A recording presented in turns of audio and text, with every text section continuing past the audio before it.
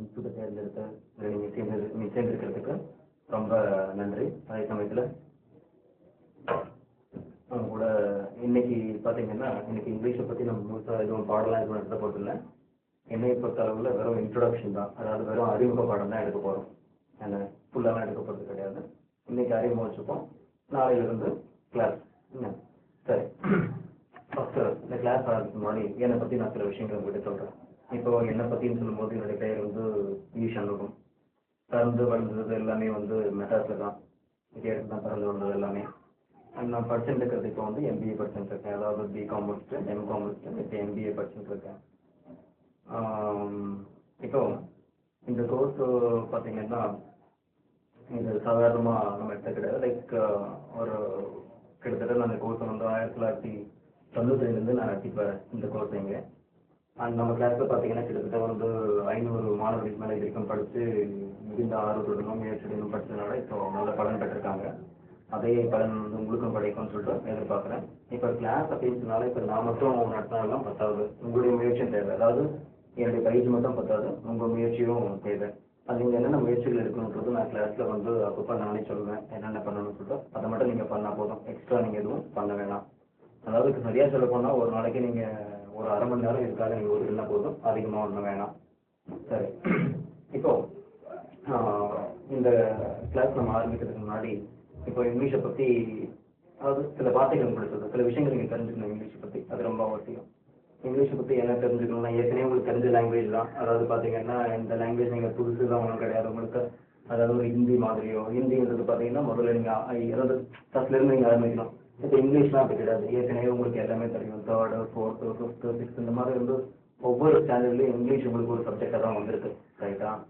அதுவும் இல்லாமல் ஏற்கனவே உங்களுக்கு பல வார்த்தைகள் தெரியும். டெய்லி ஸ்கூலில் பார்த்தீங்கன்னா ஒரு பீரியட் கண்டிப்பாக இருந்து படிச்சிருப்பீங்க, இல்லை படிச்சுக்கிட்டு இருப்பீங்க. இந்த மாதிரி இப்போ இங்கிலீஷ் கூட நீங்கள் ஆல்மோஸ்ட் 10 வருஷத்துக்கிட்ட டச் இருக்கு உங்களுக்கு.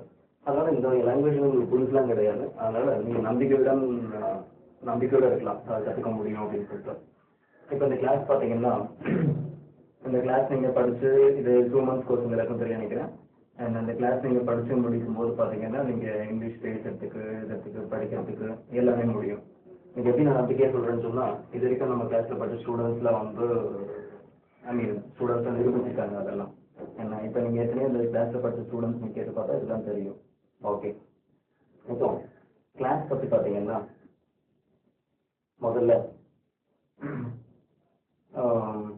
இந்த கிளாஸ் வந்து ஏதாவது இப்போ நீங்கள் கிளாஸஸ் மூலமாக இப்போ நான் உருவாக்க வந்து பார்த்தீங்கன்னா கிட்டத்தட்ட டக்குன்னா நான் உருவாக்கினா இதுக்கு பல வருஷங்கள் ஆச்சு. என்னுடைய அனுபவம் அது இல்லாமல் இன்ஃபேக்ட் பார்த்தீங்கன்னா ஒரு 7-8 வருஷம் ஆச்சுன்னு வச்சிங்கன்னா இது ஒரு வடிவத்தை கொண்டு வரதுக்கு.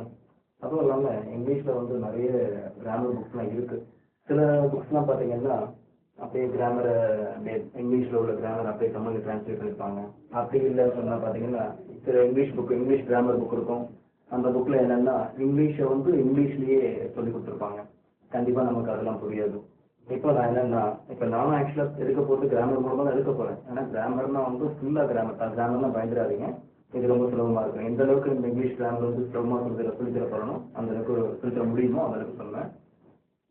இப்போ இங்கிலீஷ் கிராமர் அப்படின்னா உங்களுக்கு தமிழ் கிராமர் நினச்சுன்னா உங்களுக்கு பயம் வந்துட்டு இருக்கும். அப்படிலாம் ஒன்றும் இல்லை.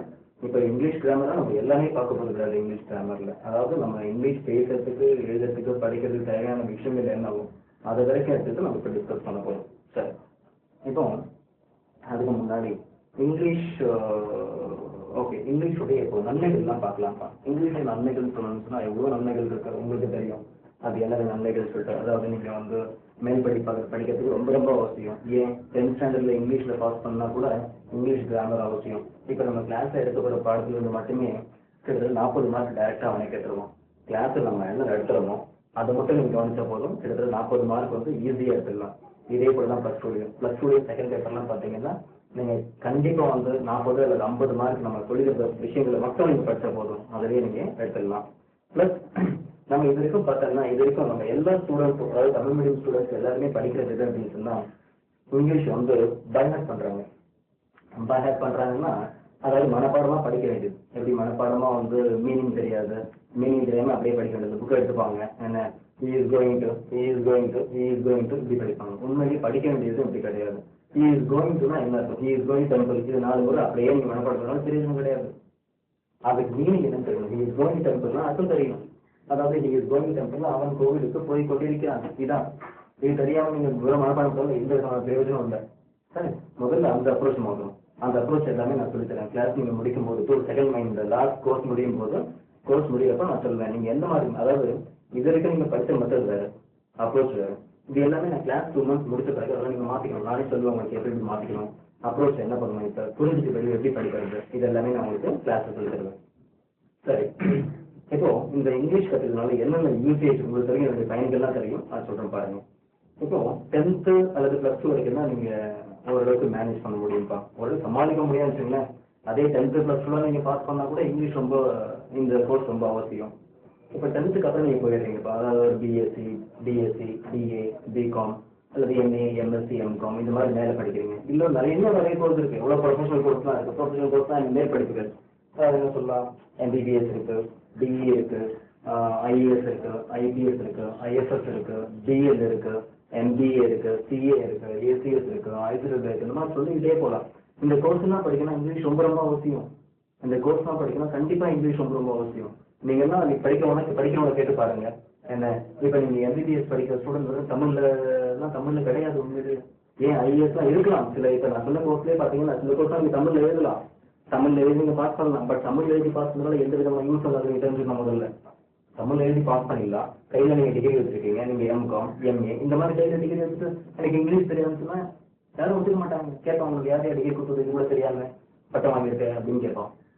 ஸோ நம்ம என்ன பண்ணணும், இப்போ அதுக்காகவது ரைட்டா ஃபியூச்சரில் நம்ம எதிர்காலம் நல்லா இருக்கணும், ஏன்னா அதுக்காவது மேற்படிப்பு இந்த மாதிரிலாம் படிக்கணும்னு வச்சுக்கணும். நம்மளாம் இதெல்லாம் கனவு தான் பண்ண முடியும். இங்கிலீஷ் தெரியாம இதெல்லாம் நம்ம கனவு மட்டும் தான் பண்ணி பார்க்க முடியும், தவிர என்ன நடைமுறையில் நம்ம கொண்டு வர முடியாது. ஸோ அதனால என்னன்னு சொன்னா இந்த கிளாஸை வந்து ரொம்ப நம்பிக்கையோட நீங்க படிங்க. இப்போ இது யூசேஜ் பார்த்தீங்கன்னா இன்னும் கூட இருக்குப்பா. இப்போ நீங்க வேலைக்கு போறேன்னு வச்சுக்கோங்களேன், சரி நீங்க பிஏ, டிஎஸ்சி, பிகாம் இந்த மாதிரி படிக்கலாம், தமிழ் மீடியத்தில் படிச்சு முடிச்சிடுறீங்கப்பா, தமிழ் மீடியம் இருக்கு படிச்சு முடிக்கிறீங்க. என்ன யூஸ் வேலைக்கு போகும்போது எந்த ஆஃபீஸ் நமக்கு தமிழ் மட்டும் தெரிஞ்சு தமிழ் என்ன சொல்றீங்க, எனக்கு பிகாங்க தமிழ்ல தான் அக்கௌண்ட்ஸ் எழுதுவேன் அப்படின்னா யாரும் ஒத்துக்க மாட்டாங்க. ஏன்னா எந்த பிரைவேட் கம்பெனியும் எனக்கு தெரிஞ்சு எந்த பிரைவேட் கம்பெனியும் தமிழ்ல அக்கௌண்ட்ஸ் எழுதல. ஸோ இங்கிலீஷ் தான் நீங்க எழுதணும். அவன் இன்டர்வியூ பண்ணும்போது நீங்க இங்கிலீஷ் தான் பதில் சொல்லணும், அப்பதான் வேலை. ஏன்னா இப்ப நீங்க ஒருத்தர் மட்டும் தான் தமிழ் சொல்றீங்க, அதுக்கு பதில் சொல்றீங்க, இங்கிலீஷ் கொடுத்து நிறைய பேர் வெளியே காத்துருக்கலாம். அப்ப என்ன அர்த்தம், நீங்க அந்த இடத்துல வாய்ப்பு எடுக்கிறீங்கன்னு அர்த்தம். சரியா? ஓகே. இந்த மாதிரி வேலை வாய்ப்புகள் கூட பாத்தீங்கன்னா இங்கிலீஷ் தெரிஞ்சாதான். இப்போ சேல்ஸ் லைன் ஒன்று இருக்கு, சேல்ஸ் லைன்ல பயங்கரமா நல்லா சம்பாதிக்கிறாங்க பாத்தீங்கன்னா சேல்ஸ் லைன்ல. பட் எல்லா சேல்ஸ் லைன் சொன்னா அதுல ரெப்ரஸன்டேட்டிவ்னு சொல்லுவாங்க. இப்போ அந்த கோர்ஸ்ல நம்ம படிக்கணும், அந்த அதெல்லாம் அந்த மாதிரி நீங்க வேலைக்கு போகணும்னா கண்டிப்பா இங்கிலீஷ் ஃப்ளூவன்சி கேட்கலாம். ஃப்ளூவன்சி அந்த சரளமா பேசணுமா, சாதாரணமா கூட பேசக்கூடாது, சரளமா பேசணுமா. ஸோ இந்த மாதிரி வேலையெல்லாம் நம்ம கிடைக்காம போயிடுது. என்ன ஏன் பிசினஸ் கூட பண்ணுங்க. இப்போ பிசினஸ் பண்ணுறதுக்கும் இங்கிலீஷ் அவசியம்ப்பா, பிசினஸ் பண்ணுறதுக்கும் இங்கிலீஷ் அவசியம். நீங்க வந்து பிசினஸ் வெறும் தமிழ் மட்டும் தெரியும் வச்சுங்க, தமிழ் மட்டும் தெரியும்னா தமிழ்நாட்டுக்குள்ள தான் பிசினஸ் பண்ண முடியும். தமிழ்நாட்டுக்குள்ளேயே நிறைய பேரோட பண்ண முடியாது, ரைட்டா? இப்போ நீங்க உலகம் ஃபுல்லா ஒரு பிசினஸ் பண்ணணும்னு சொன்னா இங்கிலீஷ் ரொம்ப அவசியம். சாதாரண லெட்டர் வரும், இங்கேருந்து ஒரு கம்பெனி லெட்டர் எழுதுறீங்க, பர்ச்சேஸ் மீன் ஏதோ பர்ச்சேஸ் லெட்டர் மாதிரி எழுதுறீங்க, அதுக்கும் இங்கிலீஷ் அவசியம். எல்லாத்துக்குமே இங்கிலீஷ் அவசியம் பிசினஸ் பண்ணணும்னு சொன்னா. அதை நீங்க வந்து உடனே நீங்க போக கூட நீங்களே புரிஞ்சுப்பீங்க. ஓகே. அப்போ அது மட்டும் இல்லாம இப்போ இங்கிலீஷ் வந்து உலக மொழி உங்களுக்கு எல்லாருக்குமே தெரியும்ப்பா. உலக மொழினா என்ன, உலகம் ஃபுல்லா பேசுறது தான் உலக மொழி. அதாவது இங்கிலீஷ்ன்ற லாங்குவேஜ் மட்டும்தான் உலகம் ஃபுல்லா பேசுறாங்க. உலகம் ஃபுல்லா பேசுற ஒரே மொழி என்னன்னா இங்கிலீஷ். முதல்ல இங்கிலீஷ், அதுக்கு அடுத்தபடியா பாத்தீங்கன்னா சைனீஸ். இந்த இங்கிலீஷ் முதல்ல எங்க பிறந்தது, இப்ப தமிழ் பாத்தீங்கன்னா தமிழ்நாட்டுல பிறந்தது அப்படின்னு சொல்லலாம். நம்ம எல்லாம் தமிழ் பேசுறோம், நம்மளுடைய தாய்மொழி. இதே போல இங்கிலீஷ் முதல்ல எங்க பிறந்ததுன்னா இங்கிலாந்து. அதாவது இங்கிலாந்து சொல்லலாம், பிரிட்டிஷ் சொல்லலாம், யூகேன்னு சொல்லலாம். யூகேனா யுனைடெட் கிங்டம் அப்படின்னு அர்த்தம். ஸோ எப்படியே சொல்லலாம், சரி உங்களுக்கு இங்கிலாந்துலாம் எங்க இருக்குன்னு சொல்லிட்டு. ஸோ இந்த கண்ட்ரில தான் முதல்ல உருவாச்சு. அதில் உருவாகி காலப்போக்கில் பார்த்தீங்கன்னா அப்படி கொஞ்சம் கொஞ்சமாக பரவி இப்போ ஒரு 5 நாடுகள்ல இது தேசிய மொழியா இருக்கு. என்னென்ன நாடுகள்? இங்கிலாந்துல இருக்கு, அமெரிக்கால தேசிய மொழி, கனடால தேசிய மொழி, ஆஸ்திரேலியா, நியூசிலாந்து இந்த மாதிரி 5 கண்ட்ரில வந்து இங்கிலீஷ் பேசுறாங்க. ரைட்டா? தேசிய மொழி இதெல்லாம். ஸோ அது மட்டும் இல்லாமல் பார்த்தீங்கன்னா இப்போ அதோடு மட்டும் இல்லை, நம்ம இன்ஃபேக்ட் இந்தியாவில் பேசுகிறோம், என்ன ஜப்பான், அந்த மாதிரி ஒவ்வொரு கண்ட்ரிலையும் பார்த்தீங்கன்னா இங்கிலீஷ் பேசுகிறாங்க, பரவலாக பேசுகிறாங்க, அவ்வளோதான். பட் இந்த 5 கண்ட்ரி நான் சொன்ன முதல்ல சொன்ன 5 கண்ட்ரிலையும் பார்த்தீங்கன்னா இது தேசிய மொழி. சரி, இப்போ பட் ஆரம்பிச்சது நம்ம பார்த்தீங்கன்னா பிரிட்டிஷ்ல தான் ஆரம்பிச்சது. பட் காலப்போக்கில் அப்படி கொஞ்சம் கொஞ்சமாக பரவி இப்போ உலக மொழியாக இருக்கு. ஏன் இது உலக மொழியாக அங்கீகரிச்சிருக்காங்கன்றது நீங்கள் தெரிஞ்சுக்கணும். ஏன்? இதனுடைய சிம்பிளிசிட்டி என்னென்ன? எளிமை. அதாவது எழுத்துக்கள் ரொம்ப கம்மிப்பா இங்கிலீஷ், 26 எழுத்துக்கள், இவ்வளவுதான், 26 எழுத்துக்கள். இந்த 24 எழுத்துக்களை வச்சு பார்த்தீங்கன்னா இது இங்கிலீஷ்ல ஏறக்குறைய 70 லட்சம் வார்த்தைகள் இருக்கு. இந்த 26 எழுத்துக்களை மட்டும் வச்சு மொத்தம் பார்த்தீங்கன்னா இங்கிலீஷ்ல 70 லட்சம் வார்த்தைகள் இருக்கு. நீங்க பயந்துடாது 70 லட்சம் வார்த்தைகள், ஐயோ 70 லட்சம் வார்த்தைகள் அப்படின்னு சொல்லிட்டு என்ன அதான் உணரல. இப்ப 70 லட்சம் வார்த்தைகள் தெரிஞ்சவங்க எவனும் இருக்க முடியாது. என்ன நோபடி ஜீனியஸ் இந்த வேர்ல்ட், உலகத்துல யாருமே ஜீனியஸ்லாம் கிடையாது. அதாவது இந்த 70 மொழிகள் தெரிஞ்சவங்க, அந்த 70 வார்த்தைகள் தெரிஞ்ச 70 லட்சம் வார்த்தைகள் தெரிஞ்சவங்க யாரும் இருக்க முடியாது. என்ன அப்போ என்ன சார் அப்ப எப்படி சொல்றீங்க அப்படின்னு சொன்னா, நம்ம நடைமுறை பேசுறதுக்கு எழுதுறதுக்கு படிக்கிறதுக்கு எல்லா வார்த்தைகளும் தெரிஞ்சோம்னா அவசியம் கிடையாது. என்ன ஒரு குறிப்பிட்ட ஒரு 5000 6000 வார்த்தைகள் தெரிஞ்சா போதும். இங்கிலீஷ்ல நீங்க பேசலாம், இங்கிலீஷ்ல எழுதலாம், படிக்கலாம், எல்லாமே முடியும். இங்கிலீஷ் இன்னும் சில யூஸ் அது என்னன்னு சொன்னா, இப்போ நீங்க பாருங்க ஷார்ட் ஹேண்ட் போனாலும் இங்கிலீஷ் அவசியம். ஷார்ட் ஹேண்ட்லாம் இங்கிலீஷ் தெரியாம ஒன்றும் பண்ண முடியாது. என்ன ஷார்ட் ஹேண்ட்க்கு இங்கிலீஷ் அவசியம். கம்ப்யூட்டர் நீங்க கத்துக்கிறீங்கன்னா கம்ப்யூட்டருக்கும் இங்கிலீஷ் நாலேஜும் அவசியம். அது இல்லாமல் இந்த காம்படிட்டிவ் எக்ஸாம்ஸ் நீங்கள் கேள்விப்பட்டிருப்பீங்க. அதாவது என்ன, இங்கே டிஎன்பிஎஸ்சி, பிஎஸ்ஆர்பி, ஆர்ஆர்பி அந்த மாதிரி நிறைய எக்ஸாம்ஸ் இருக்கு. யூபிஎஸ்சி எக்ஸாம்ஸ் எல்லாமே பார்த்தீங்கன்னா இங்கிலீஷில் கண்டிப்பாக சில ஒரு கொஸ்டின் பேப்பரே உண்டு இங்கிலீஷில். என்ன அதெல்லாம் எழுதி நீங்கள் நல்ல விதமாக பாஸ் பண்ணாதான் உங்களுக்கு வேலையே உண்டு. சரி, இது இல்லாமல் ஓகே, இப்போ யூசர்ஸ் பார்த்தா நிறைய சொல்லிட்டே போகலாம்ப்பா. இது லிஸ்டே எடுக்க முடியாது, அந்த அளவுக்கு எவ்வளோ யூசர்ஸ் இருக்கு, சொல்லிக்கிட்டே போகலாம். ஓகே, நான் இப்போ இதோட இந்த யூசர்ஸ் சொல்றதை நிறுத்திக்கிறேன். சரி, இப்போ இந்த இங்கிலீஷை இப்போ நம்ம கிளாஸ்ல நீங்க எப்படி கற்றுக்க போறீங்கிறத பற்றி நான் சொல்றேன். அதாவது இங்கிலீஷை இப்போ நான் உங்களுக்கு ஃபர்ஸ்டே சொன்ன போல கிராமர் மூலமா சொல்லி தர போறேன். அதாவது இங்கிலீஷை இலக்கணம் மூலமா சொல்லி தர போறேன். நீங்க நினைக்கலாம், என்ன சார் இலக்கணம்லாம் சொல்றீங்களே, என்ன பயன்படுத்துறீங்க அப்படின்ட்டு. அப்படிலாம் நான் முதல்ல உங்கள்கிட்ட சொல்லியிருக்கேன், இங்கிலீஷ் கிராமர் தமிழ் கிராமர் மாதிரி கிடையாது. இது ரொம்ப ஈஸி. இதை எந்த அளவுக்கு நான் எளிய முறையில் டீச் பண்ணணுமோ அந்த அளவுக்கு டீச் பண்ணுறேன்னு சொன்னேன். அதுக்கு நீங்க ஒரி பண்ண வேணாம், சரியா?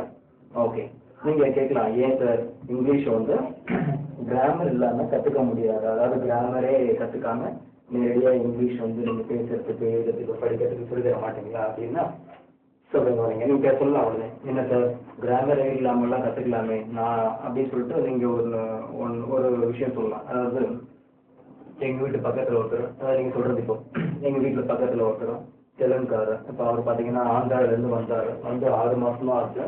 அதுக்குள்ள தமிழ் அவரும் நல்லா பேசுறாரு, நம்ம பேசுறதையும் புரிஞ்சுக்கிறாரு. அது எப்படி? அவர்கிட்ட நான் கிராமர் கேட்டு பார்த்தேன். கிராமர்லாம் அவருக்கு தெரியல, தமிழ்ல கிராமர் தெரியல, இருந்தாலும் தமிழ் நல்லா பேசுறாரு, நம்ம பேசுறதையும் புரிஞ்சுக்கிறாரு. அது எப்படின்னு கேட்கலாம். சரி, நான் கேட்கிறேன், இப்போ அது போல தமிழ் கத்துக்கிறாருன்னு வச்சுங்களேன், அவருக்கு தமிழ் எழுத வருமா? வராது. தமிழ் படிக்க வருமா? வராது. பட் நல்லா பேசுவாரு, நம்ம பேசுறதையும் புரிஞ்சுப்பாரு. சரி, இப்ப நீங்க நினைக்கலாம், ஏன் சார் நம்ம அவரை மாதிரி கத்துக்க முடியாது, அவர் பாருங்க கிராமரே தெரியாம தமிழ் பேசுறாரு. சரி, இப்ப அவரை போல நீங்க கத்துக்கணும் அப்படின்னு சொன்னா எனக்கு நான் பண்ணணும்.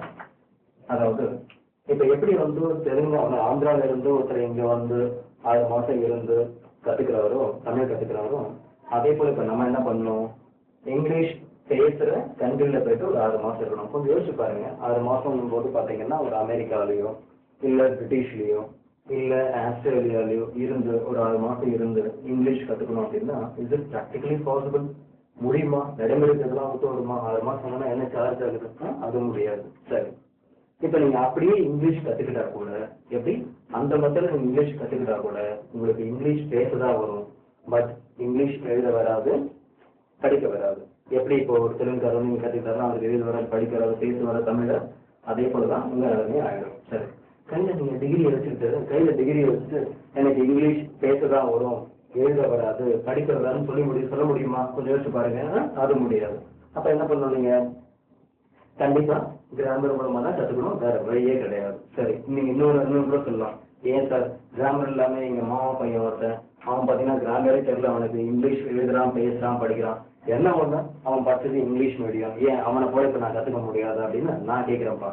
நீங்க என்ன சொல்றீங்க, உங்க மாமா பையன் எழுதுறான், பேசுறான், படிக்கிறான், அவன் கிராமர் தெரியல இங்கிலீஷ்ல அப்படின்றீங்க. சரி, நான் கேட்கிறேன், நீங்க தமிழ் மீடியம் படிச்சீங்க, தமிழ் எழுதுறீங்க, பேசுறீங்க, படிக்கிறீங்க, உங்களுக்கு தமிழ் கிராமர் தெரியுமா? தெரியாது இல்ல. அதே மாதிரிதான் அவர் நிலைமை அப்படின்னு சொன்னா, அவர் இங்கிலீஷ் மீடியம் படிச்சாரு, அதனால இங்கிலீஷ் பேசுறது இருந்தாலும் பாத்தீங்கன்னா இலக்கணம் தெரியாது. என்ன எப்படி நம்ம நிலைமையும் அதே மாதிரிதான். பட் ஒன் திங், நீங்க இது போல கத்துக்கிறதுனால, அதாவது இங்கிலீஷ் வந்து கிராமரமாக கற்றுக்கிறதுனால உங்களால் வந்து ஒரு சென்டென்ஸ் நான் எழுதிட்டு இந்த சென்டென்ஸ்ல என்ன தப்பு அப்படிங்கிறது அது கரெக்டாக வந்து அந்த தப்பு சொல்ல முடியும். அதாவது இந்த தப்பு இந்த இடத்துக்கு இப்படி தான் வரணும், இது இங்கே சூட் ஆகாதுன்னு சொல்லிட்டு உங்களால் விளக்கம் தர முடியும். ஏன் அதாவது என்னன்னா காரண காரியத்தோட நீங்கள் வந்து நம்ம யூஸ் பண்ணுறோம். அவங்க என்னன்னு சொன்னால் அவங்க கிட்ட ஒரு சென்டென்ஸ் கொடுத்துட்டு இது கரெக்டா அப்படின்னா வந்து இது சரி தப்பு இப்படிதான் சொல்லுவாங்க. எப்படி யாருன்னா இங்கிலீஷ் மீடியத்தில் படிச்ச பசங்க ஒரு இருக்கிறான்.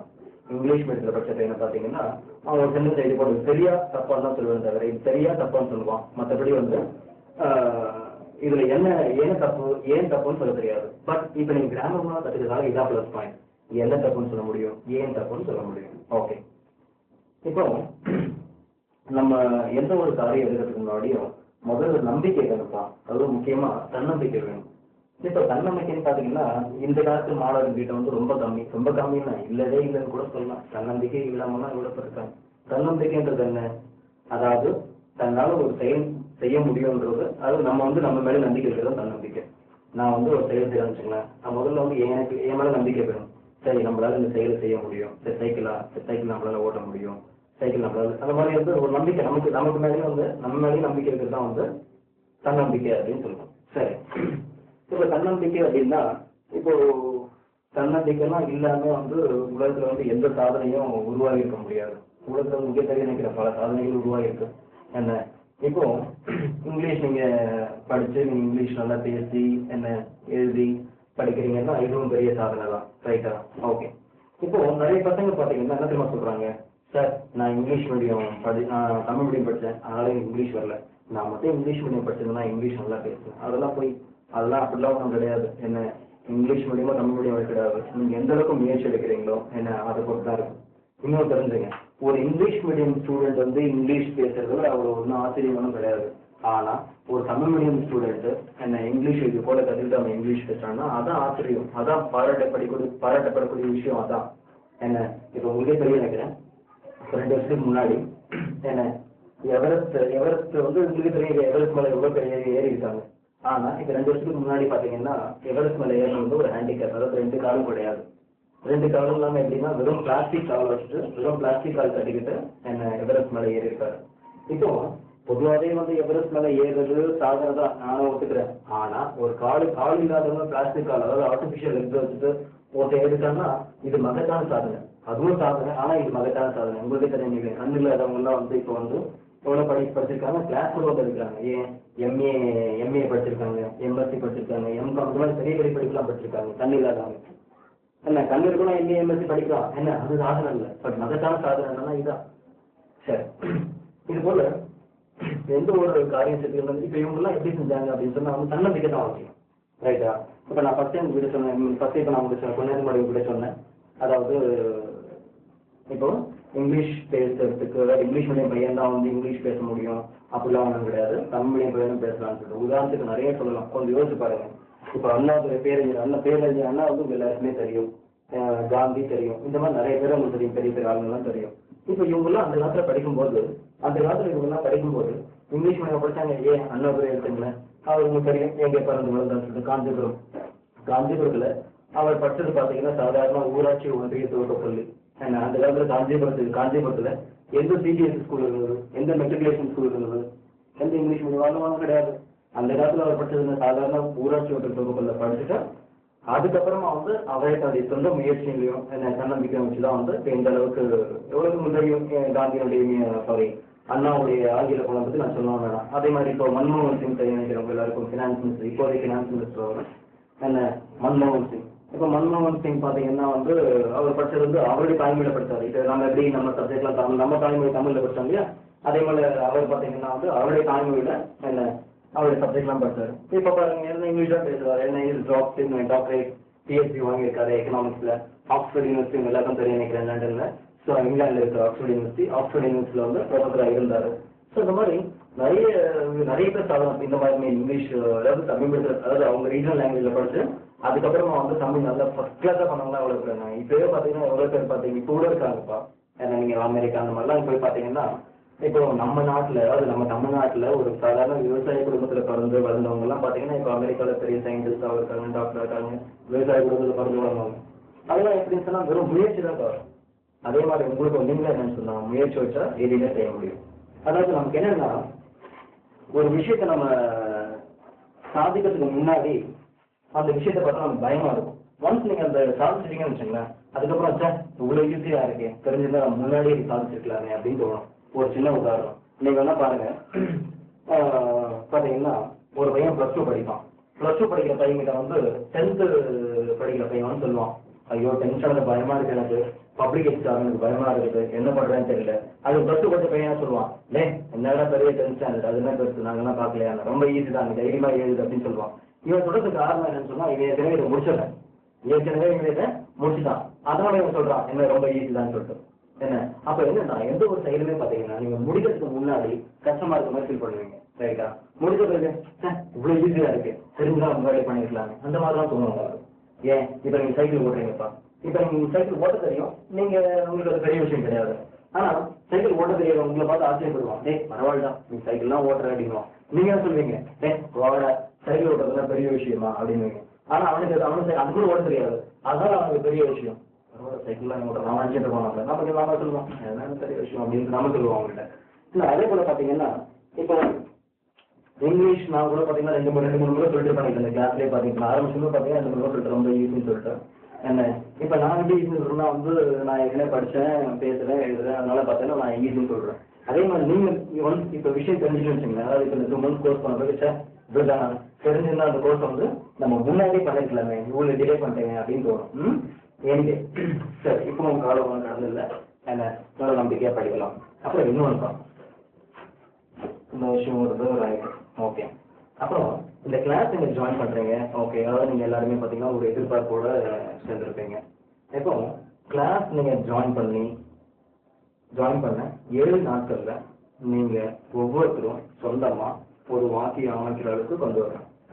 அதுக்கப்புறம் என்னன்னு சொன்னா அந்த சென்டென்ஸை டெவலப் பண்றது எப்படி, அப்புறம் கொஸ்டின்ஸ் கேட்கறது எப்படி, என்ன ஆன்சர் பண்றது எப்படி, குட் இருக்கு, ஷுட், வுட், மஸ்ட், மைண்ட் இதெல்லாம் யூஸ் பண்றது எங்கெங்க யூஸ் பண்ணணும், நிறைய கொஸ்டின்ஸ் இருக்குப்பா, நிறைய கேள்விகள் கேட்கலாம், என்னென்ன சமயத்துல எப்படி கேட்கணும், எப்படி பேசணும், நிறைய விஷயங்கள் இருக்கு. என்ன அந்த கிளாஸ்ல வந்து இது எல்லாமே வந்து டிஸ்கஸ் பண்ண போறோம். அப்புறம் இன்னொன்று கிளாஸை வந்து நீங்க ஃபர்ஸ்ட் பாசிபிள் ரொம்ப கேர்ஃபுல்லா கவனிங்க. ஏன்னா எடுக்கிறது அந்த வரதுன்னா 1 மணி நேரம் கிளாஸ் தான் இருக்கும். இந்த 1 மணி நேரத்தை நீங்க வீணாக்காம, அதாவது அங்கே இங்கெல்லாம் பார்க்காம ரொம்ப கவனமா நீங்க கிளாஸை கவனிச்சா போதும். அதே சமயத்துல நான் ஃபர்ஸ்டே சொன்ன மாதிரி என்னுடைய பயிற்சி மட்டும் பத்தாது, உங்க முயற்சியும் ரொம்ப அவசியம். இப்போ நீங்க என்ன பண்றீங்கன்னா நான் கிளாஸ்ல என்னென்ன படிக்க சொல்லணும் அதை மட்டும், அல்லது நான் கிளாஸ்ல என்னென்ன நடத்தணும் அதை மட்டும் வீட்டில் நான் கொடுக்க போற புத்தகத்தை நீங்க பரட்டி பார்த்து என்ன நடத்தணும் அதை மட்டும் நீங்க படிச்சா போதும். நீங்க எக்ஸ்ட்ரா எதுவும் படிக்க வேண்டாம். எக்ஸ்ட்ரா டெவலப் பண்ணுறதுல நானே சொல்றேன் உங்களுக்கு, நீங்க என்னென்ன பண்ணணும் படுக்கிறான்னு சொல்லிட்டு என்னென்ன பண்ணணும்னு சொல்றேன். நீங்க நான் சொல்லும்போது நீங்க பண்ண போதும்.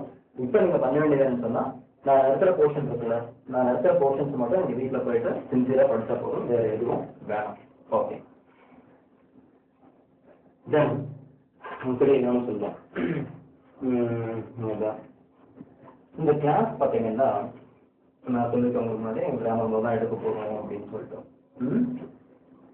அதாவது இங்கிலீஷ்ல வந்து நிறைய இது வந்து பாட்டாக சதறி போயிருக்கோம்.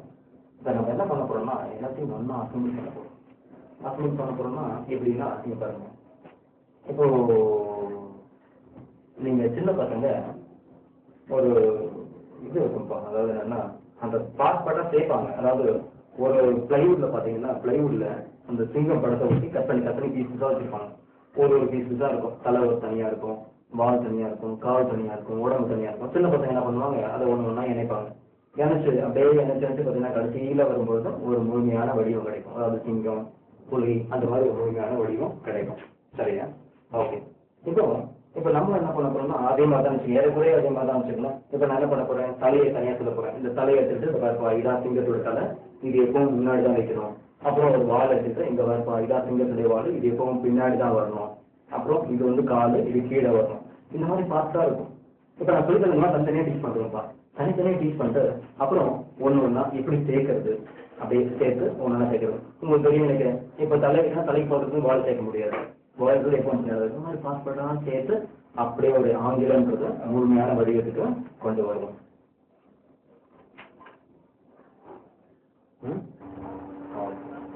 பாருங்கப்பா, இந்த சென்டென்ஸ் பாருங்க. we are going to see a beautiful bird. அப்ப என்ன அர்த்தம்? நாம் ஒரு அழகான பறவையை பார்க்க போகிறோம். இப்போ இது பார்க்கறதுக்கு என்னவோ சின்ன வாக்கியமா தெரியலாம். ஆனா இந்த வாக்கியத்தை நான் உங்களுக்கு புரிய வைக்கிறதுக்கு பாருங்க. இந்த வீலுக்கு புரிய வைக்கணும், இதுக்கு ஒரு லெசன் எடுக்கணும். ஆறு புரிய வைக்கிறதுக்கு இன்னொரு லெசன் எடுக்கணும். கோயில் புரிய வைக்கிறதுக்கு இன்னொரு லெசன் எடுக்கணும். இது போல பாத்தீங்கன்னா இதுக்கு ஒரு லெசனம், இதுக்கு ஒரு லெசனம், இதுக்கு ஒரு லெசன், இதுக்கு ஒரு லெசன், இதுக்கு ஒரு லெசன்.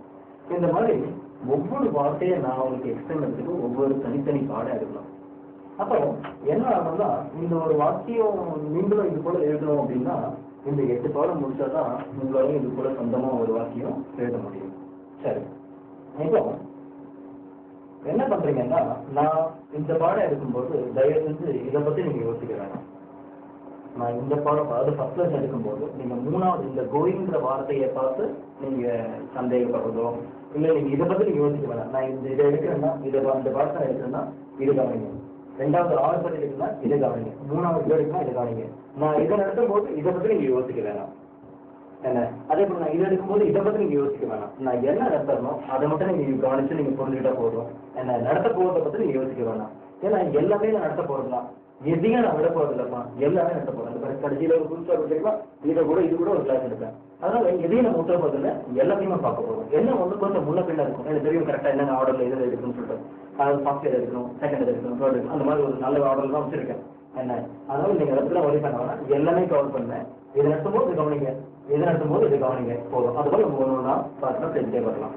ஓகே, இப்போ இந்த கிளாஸ்ல இது வரைக்கும் நம்ம பார்த்தது எல்லாமே என்னன்னா இன்ட்ரோடக்ஷன் தான், அதாவது அறிமுகம். ரைட்டா?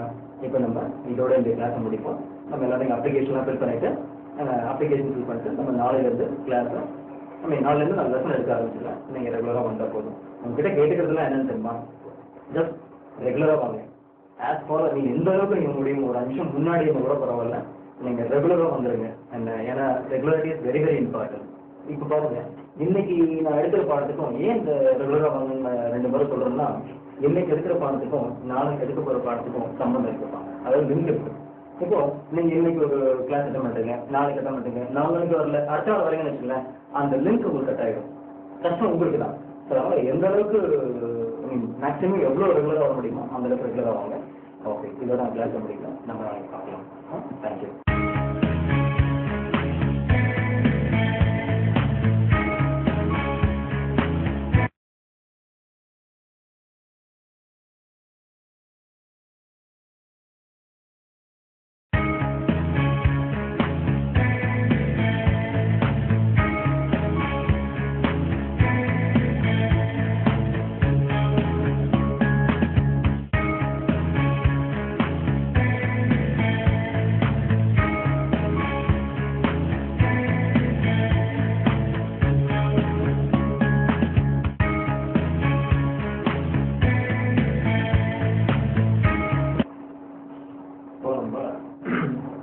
ஃபர்ஸ்ட் லெசன் பார்க்க போகிறோம்ப்பா.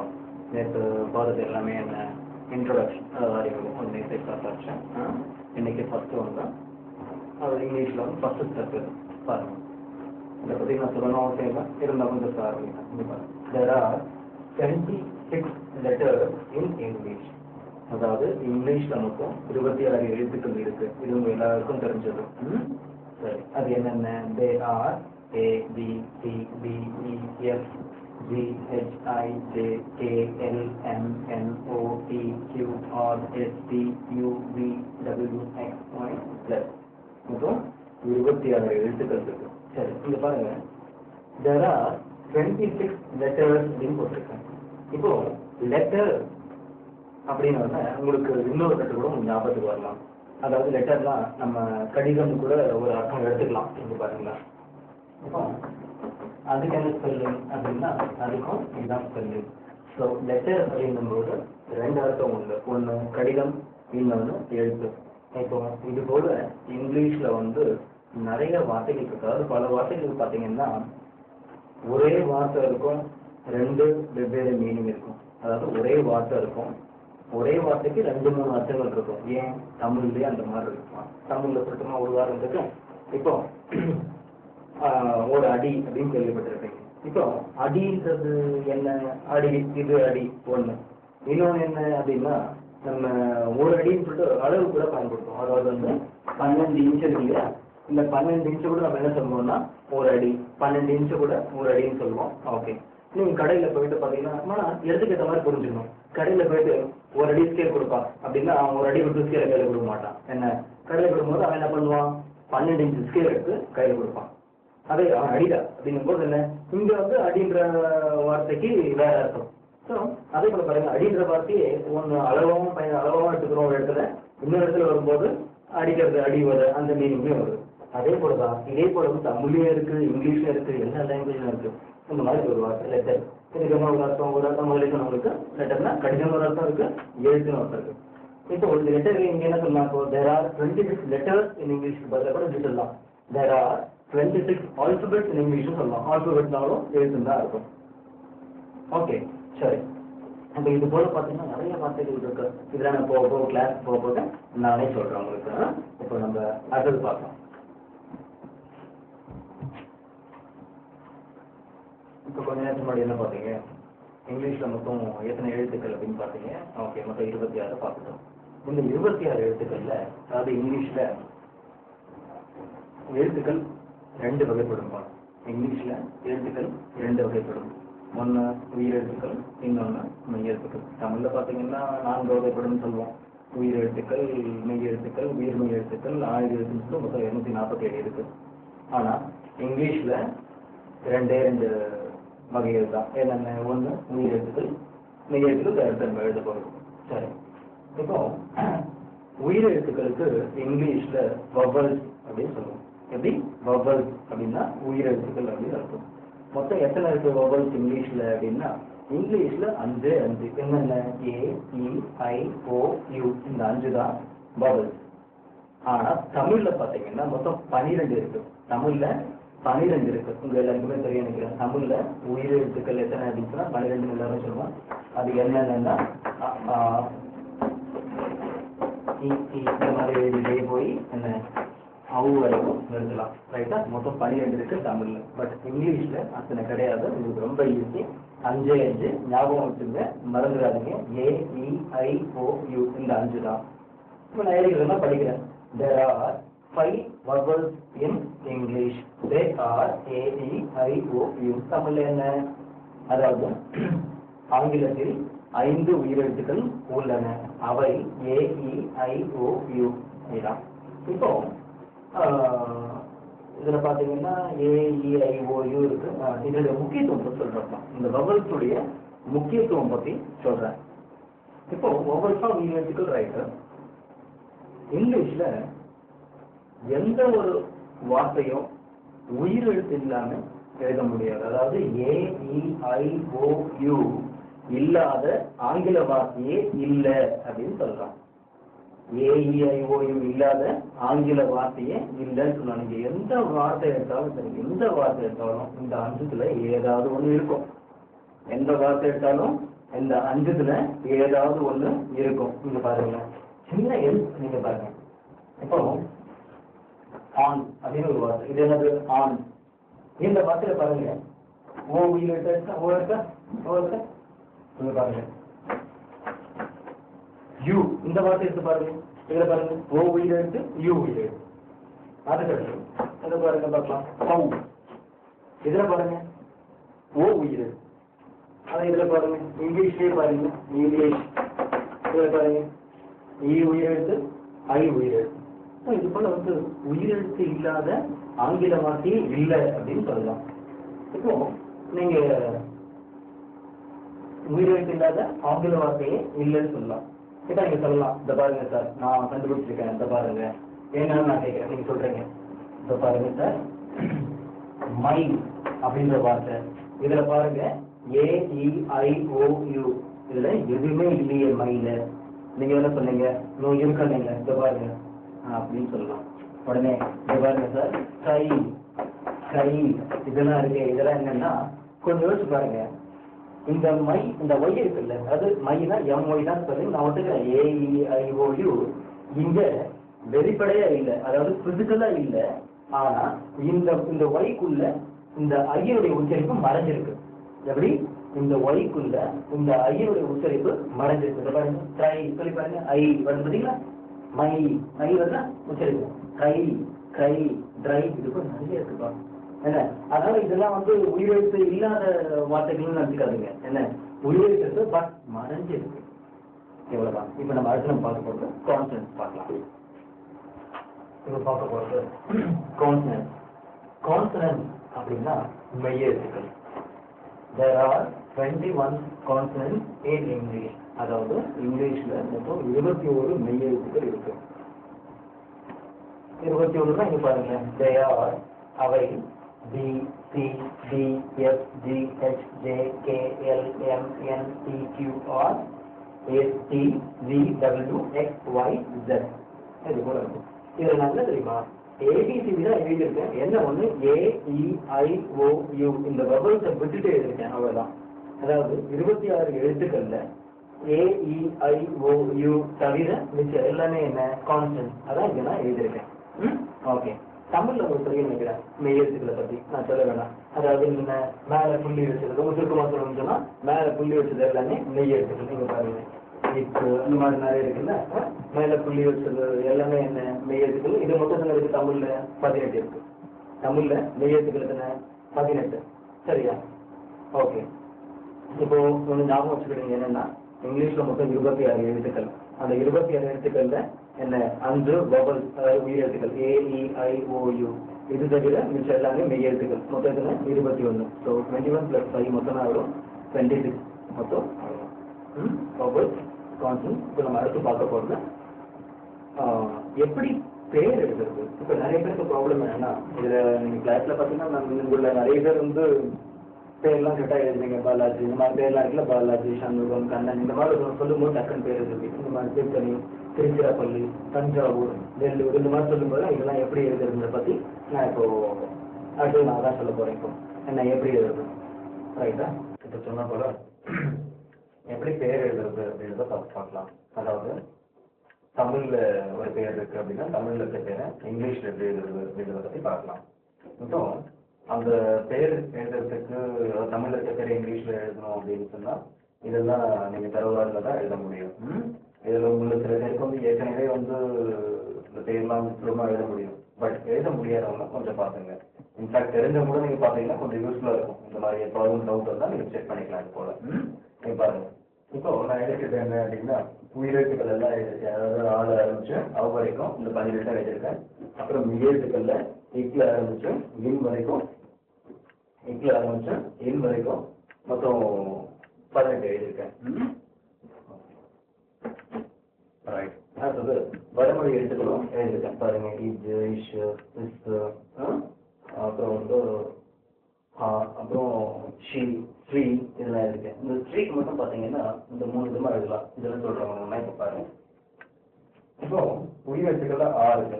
இந்த ஆக்கு இங்கிலீஷ்ல பாத்தீங்கன்னா ஏ. அதாவது இந்த தமிழ்ல இருக்க எழுத்துக்கள் எல்லாத்துக்குமே பாத்தீங்கன்னா நிகரான ஆங்கில எழுத்துக்களை இப்ப நான் நேருக்கு நேரம் எழுதியிருக்கேன்.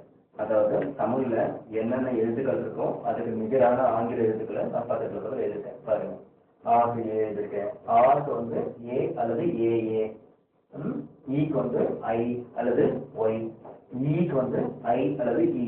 இந்த மாதிரி வந்து ஒவ்வொன்றுக்கும் எழுதியிருக்கேன். சரி, இது பாருங்க. இந்த ஸ்ட்ரீட் பாத்தீங்கன்னா 3 விதமா எழுதலாம். ஸ்ட்ரீட் வந்து SRIயும் நீங்க போடலாம், SRWயும் போடலாம், SHRIயும் போடலாம்.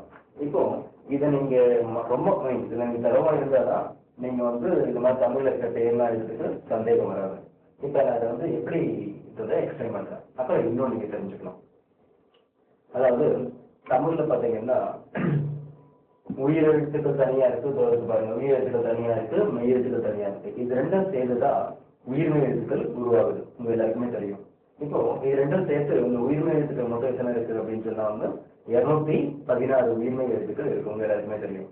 இதுல ஒவ்வொரு உயிர்மெய் எழுத்தையும் தனித்தனியா பிரிக்கலாம். அதாவது உயிர்மெய் எழுத்துன்றது என்னன்னா ஒரு உயிரெழுத்தும் மெய்யெழுத்தும் சேர்ந்ததுதான் உயிர்மெய் எழுத்து. இப்போ ஒவ்வொரு உயிர்மெய் எழுத்தையும் பிரிச்சிடலாம். அதாவது உயிரெழுத்து தனியா பிரிக்கலாம், மெய்யெழுத்து தனியா பிரிக்கலாம். இப்போ நீங்க பாருங்க எப்படி இப்படின்னு சொல்லிட்டு ஸோ நான் எக்ஸ்பிளைன் பண்ணுறது உங்களுக்கு எப்படி பேர் எழுதி இதை யூஸ் பண்ணி எப்படி பேர் எழுதுன்றத இப்போ நம்ம பார்க்கலாம். இப்போ கண்ணன் அப்படின்ற பேர் இருக்கு. இப்போ இந்த கண்ணன் அப்படின்னா என்ன பண்ணணும், இதுல உயிர்மெய் எழுத்து என்னன்னு பார்க்கணும். இதுல உயிர்மெய் எழுத்து எது, இது உயிர்மெய் எழுத்து, இது மெய் எழுத்து, இதை நீங்க பிரிக்க முடியாது. இது உயிர்மெய் எழுத்து, இதை நீங்க பிரிக்கலாம். இப்போ இது போல பிரிச்சுட்டு அதுக்கப்புறமா எழுதணும் பாருங்க. இப்ப இந்த கா இருக்குல்ல, இந்த கா உயிரெழுத்து உயிர்மெய் எழுத்து சொல்லியிருக்கேன். இந்த இதுல உயிரெழுத்தையும் மெய் எழுத்தையும் தனித்தனியா பிரிக்கணும். இப்ப பாருங்க, இ பிளஸ் ஆதான கா, எப்படி இ பிளஸ் ஆதான கா சொல்லி பாருங்க. கா கா அதுதான் கா பிளஸ் ஆ கா. இப்போ இன்னும் பிரிக்க முடியும்னு சொல்லிட்டேன். இந்த இன்னும் அப்படியே போட்டுருங்க. அடுத்தது இந்த நா இருக்குல்ல, இந்த நா பாத்தீங்கன்னா இதை பேசிடலாம் இல்லையா. இன் பிளஸ் ஆ என்ன, இன் பிளஸ் ஆதா நா. அடுத்தது மெய் எழுத்து, இதை நீங்க பிரிக்க முடியாது. ஓகே, இப்ப நீங்க இது போல முதல்ல பிரிச்சுக்கணும். இந்த மாதிரி எந்த தமிழ் வார்த்தை இருந்தாலும் அதை நீங்க என்ன பண்ணிக்கலாம், இது போல பிரிச்சிடணும் முதல்ல. அதாவது உயிர்மெய் எழுத்த உயிரெழுத்து தனியாகவும் மெய் எழுத்து தனியாகவும் பிரிச்சிடணும். பிரிச்சுட்டு அதுக்கப்புறம் இக்குக்கு இங்க என்ன இருக்குன்னு பாருங்க. இக்குக்கு என்ன இருக்கு, கே. அடுத்து ஆக்கு என்ன இருக்கு பாருங்க. ஆக்கு என்ன இருக்கு, உயிர். இன்னுக்கு என்ன இருக்கு பாருங்க. இன்னுக்கு என்ன இருக்கு, என்ன இருக்கு. அடுத்தது இந்த இன்னுக்கு என்ன இருக்கு, அதே என்னதான். அடுத்து ஆக்கு என்ன, ஏ. இந்த எண்ணுக்கு என்ன, என். பாருங்க, கண்ணன் ரசிச்சா, கண்ணன் கடைசி போச்சா. இப்ப இன்னொன்று எழுதுறோம், இன்னொரு பேர் எழுதுறேன்.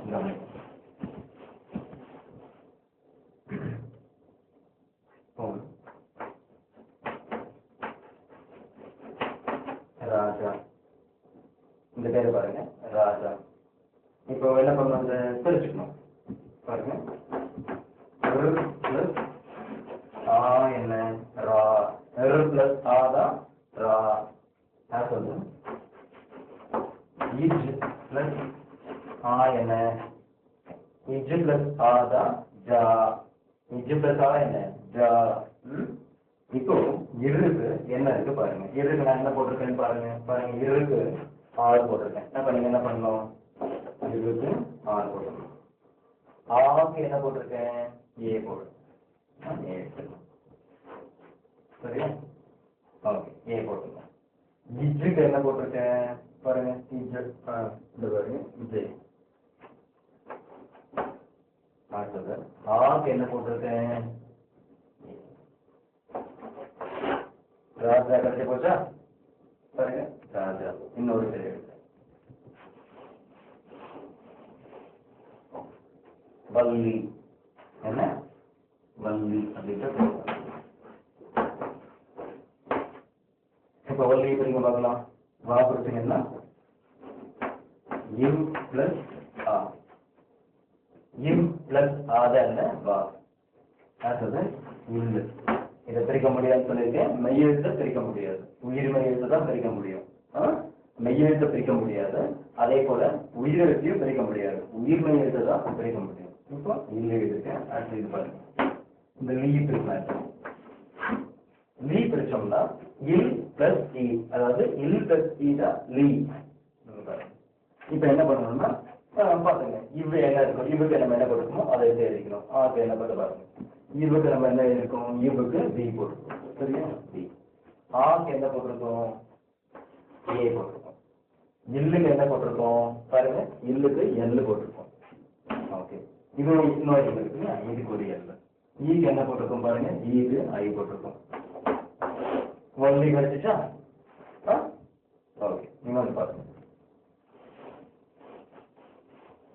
இப்போ ஏழுமலை அப்படின்ற பேர், இது கொஞ்சம் தெரியும்.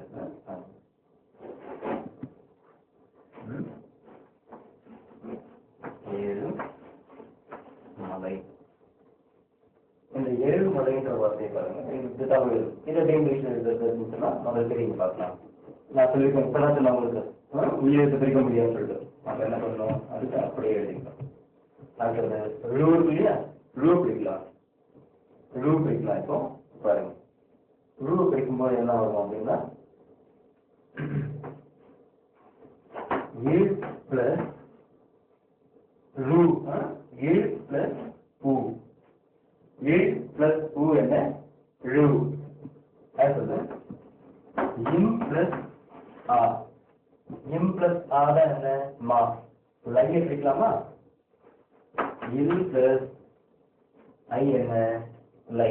பாருங்க ஏ எழுத்து அப்படி எழுதிட்டேன், என்ன உயிர் எழுத்து பிரிக்க முடியாது, ரூ உயிர்மை எழுத்து இதை பிரிக்கலாம். ஏழு பிளஸ் பூ தான் ரூ, மா இருக்கு மா உயிர்மை எழுத்து பிரிக்க முடியும் பிரிச்சிருக்கேன். இம் பிளஸ் ஆ மா, அடுத்து லை இருக்கு பிரிக்க முடியும், இல் பிளஸ் ஐ லை. பாருங்க இந்த ஏக்கு என்ன இருக்கும் இ இருக்கு. இழு இருக்குல்ல, இழுக்கு என்ன இருக்கு எழுதிட்டு பாருங்க, இழுக்கு என்ன ஜெட் ஹெச் இருக்கு. அப்ப என்ன பண்ணணும் ஜெட் ஹெச். அடுத்து இந்த ஊ இருக்குல்ல, ஊக்கு என்ன இருக்கீங்க பாருங்க, ஊக்கு என்ன யூ. அடுத்தது இம் இருக்குல்ல, இம்முக்கு என்ன இருக்கும், இம்முக்கு என்ன எம். அடுத்தது ஆ இருக்கு இல்லையா, ஆக்கு என்ன இந்த பாருங்க ஏ. அடுத்தது இல்லு இருக்கு, இல்லுக்கு என்ன இருக்கும், இல்லுக்கு எல்ல போட்டிருக்கோம். அப்ப என்ன பண்ணணும் எல்ல. ஐ இருக்குல்ல, ஐய பாருங்க ஐக்கு என்ன போட்டிருக்கோம் ஏஐ போட்டிருக்கோம். கிடைச்சு போச்சா, ஏழு மலை கிடைச்சா, ஏழு மலை, ஏழு மலை கிடைச்சா. சரி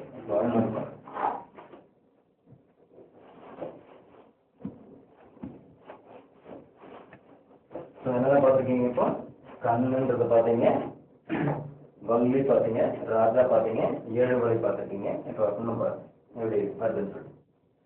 இப்போ ஜிமலா அப்படின்னு இப்போ விமலான்ற பேரை பார்த்தீங்கன்னா இது பாருங்க எப்படி பிரிக்கலாம். இம் பிளஸ் இ, இம் பிளஸ் இ என்ன வி. மா இருக்கு, மா பிரிக்கலாமா, இம் பிளஸ் ஆ, இம் பிளஸ் ஆ என்ன மா. அடுத்து லா இருக்கு இல்லையா, இம் பிளஸ் ஆ இது லா. அப்போ பாருங்க விமலான்றத பிடிச்சிருக்கோம், அதாவது வி வந்து இம் பிளஸ் இ தான் வி. அடுத்தது இம் பிளஸ் ஆ என்ன மா, இல் பிளஸ் ஆ வந்து லா. இப்ப என்ன பண்ணலாம், இவ்வுக்கு என்ன இருக்கு பாருங்க, இவ்வுக்கு வி இருக்கு. அடுத்து ஈக்கு என்ன இருக்கு ஐ இருக்கு, இம்முக்கு என்ன இருக்கு எம் இருக்கு. பாருங்க ஆக்கு என்ன இருக்கு ஏ இருக்கு. அடுத்தது இல்லுக்கு என்ன இருக்கு எல் இருக்கு. அடுத்தது ஆக்கு என்ன இருக்கு ஆக்கு ஏ. ஸோ விமலா கிடைச்சா. ஓகே இப்போ பாருங்க இந்த பேர் பாருங்க கிடைச்சா விமலா இருக்கட்டும். ஒன்றும் கஷ்டம் ஒன்றும் கிடையாதுப்பா. ரைட் நமக்கு பாருங்க ஒன்றும் ரொம்ப சொல்றது. ஆனால் என்ன தெரியுமா, இதெல்லாம் உங்க மனப்படமா தெரியணும், எழுதி இதெல்லாம் உங்களுக்கு தெரியணும். இப்போ நான் வந்து இப்போ இதெல்லாம் பார்த்து எழுதுறோம், யாராவது இப்போ பேர் சொல்றாங்க என் பேர் எழுதுப்பா அப்படின்னு சொல்றாங்க. அப்போ நீங்க போயிட்டு உடனே வந்து நீங்க டேபிள்லாம் எடுத்து பார்க்க முடியுமா, எப்படி போகிறது அதெல்லாம் பார்க்க முடியாது. அப்போ என்ன பண்ணணும், இதெல்லாம் வந்து ஏற்கனவே நீங்க மனப்படம் பண்ணியிருந்தாதான் டக்குன்னு வரும். அதே போல இந்த மாதிரி நான் பிரிச்சு பிரிச்சு எழுத தெரியுமா, இது ஏன் எழுதுன்னா உங்களுக்கு புரியணுன்றதுக்காக இந்த மாதிரி எழுதுறேன். நீங்களும் என்ன பண்றீங்க, ஆரம்ப ஸ்டேஜ்ல நான் ஹோம்ஒர்க் கொடுக்குறேன், அந்த ஆரம்ப ஸ்டேஜ்ல ஹோம்ஒர்க் நீங்க அந்த மாதிரி பண்ணா போதும். அதுக்கப்புறம் நீங்க அதுக்கப்புறம் நீங்க ஆட்டோமேட்டிக்கா தானா வர ஆரம்பிச்சிடும். ஒரு 10 வாரம் 10 நேம்ஸ் இந்த மாதிரி எழுதி வச்சுக்கலாம். அதுக்கப்புறம் நீங்க இந்த மாதிரி பிரிக்கவே வேணாம், ஸ்ட்ரைட்டா வந்துடும். ஓ வீக்கு விஐ, மார்க்கு என்ன மனசுலேயே பிரிச்சுக்கணும். எப்படி மனசுக்குள்ளேயே தெரிச்சுக்கணும். சரி அடுத்தது ஸ்ரீனிவாசன் எழுதலாமா, ஸ்ரீனிவாசன்.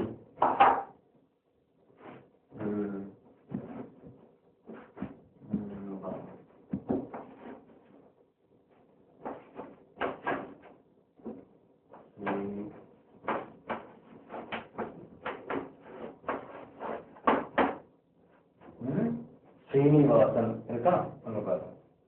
அப்போ ஸ்ரீ தெரியுங்க பார்க்கலாம். இப்போ நான் சொல்லியிருக்கேன் உங்களுக்கு ஸ்ரீக்கு இந்த ஸ்ரீன்ற வார்த்தைக்கு இதை நீங்க தெரிக்க வேணாம், இதுக்கு ரெடிமேடாவே இருக்கு.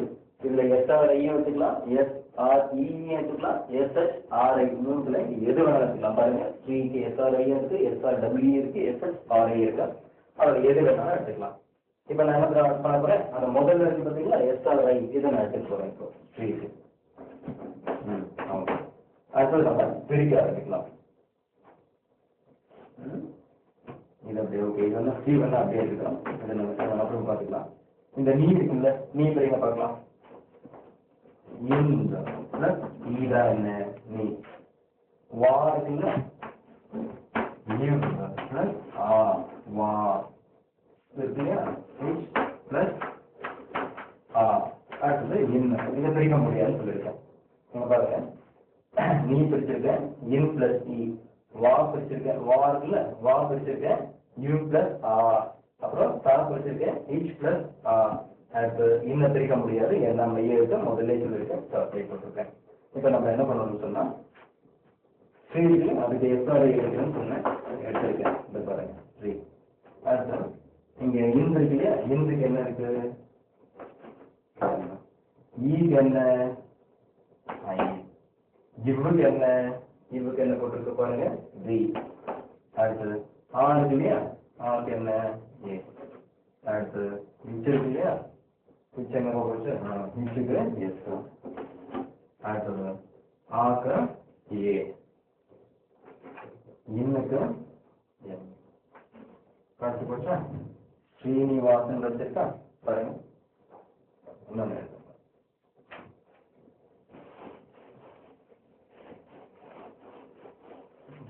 பார்க்கலாம். சரி, இப்போ இது இதெல்லாம் பார்த்தீங்கன்னா பேர்லாம் இருக்கும். அது இல்லாமல் ஊர் பேர்லாம் கூட எழுதலாம் தான். ஊர் பேர் அப்படின்னு சொன்னால் எவ்வளோ இருக்கு இல்லையா, ஒவ்வொரு டிஸ்ட்ரிக்ட்க்கு ஒரு பேர் இருக்கும், என்ன ஒவ்வொரு வில்லேஜ்க்கு ஒரு நேம் இருக்கும், ஒவ்வொரு ஏரியாவுக்கும் ஒரு நேம் இருக்கும். அந்த மாதிரி ஊர் பேர் கூட எடுக்கலாம். நீங்கள் பாருங்க, அது சில எழுதி காமிக்கிறேன் இப்படி இருக்கும். இப்போ ஊர் பேர் அப்படின்னு சொல்லும்போது திருநெல்வேலி இப்போ நான் எழுதுறேன்.